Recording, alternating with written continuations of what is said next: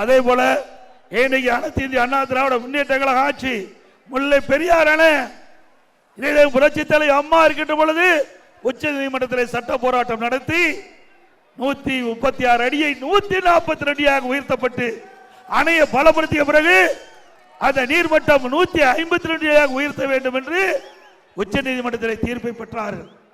அம்மாவில் மறைவுக்கு பிறகு அம்மாவுடைய அரசு உச்ச நீதிமன்ற தீர்ப்பின்படி அணையை பலப்படுத்துகிற திட்டத்திலே நாங்கள் இறங்கினோம். 136 142 அடி அணை தேக்கப்பட்டது. தண்ணீர் முல்லை பெரியார் அணையிலே. அதுக்கு பிறகு அணையை பலப்படுத்த வேண்டும். அதற்காக டெண்டர் ஏற்பட்டது, நிதி ஒதுக்கப்பட்டது, அந்த பணி துவங்கி நடந்தது. ஆனால் கேரள அரசாங்கம் கட்டுமான பொருட்கள் கொண்டு வருவதற்கு அனுமதிக்கல. அதனால அந்த பணி அப்படியே தடைபட்டது.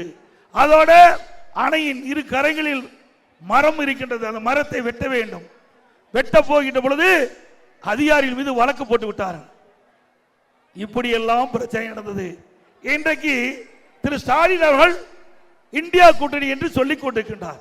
இந்தியா கூட்டணியிலே எந்த கட்சி அங்கம் வைக்கின்றது? காங்கிரஸ் கட்சி, கம்யூனிஸ்ட் கட்சி, இதெல்லாம் அந்த இந்தியா கூட்டணியில் அங்கம் வைக்கின்றது. இந்த காலகட்டத்திலாவது இந்த மக்களுடைய கோரிக்கை ஏற்று முல்லை பெரியார் பிரச்சனை பல ஆண்டுகளாக நடந்து கொண்டிருக்கிறது. இந்தியா கூட்டணியில் அங்கம் வைக்கின்ற திரு ஸ்டாலின் அவர்களே, இதே கம்யூனிஸ்ட் கட்சியும் இந்தியா கூட்டணியில் அங்கம் வைக்கின்றது. அவரோடு பேசி ஒரு இணக்கமான உறவை ஏற்படுத்தி நம்முடைய மக்களுடைய நீண்ட நாள் கோரிக்கை 152 அடி நீர்மட்டத்தை உயர்த்துவதற்குண்டான நடவடிக்கை மேற்கொள்ளுங்க.